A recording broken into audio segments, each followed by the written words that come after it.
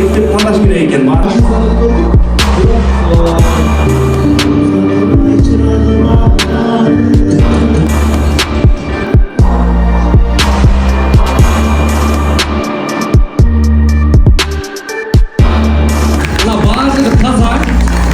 Бүгін ушундай белек алам, бир умураны утуп алам деген оюңузда бар беле?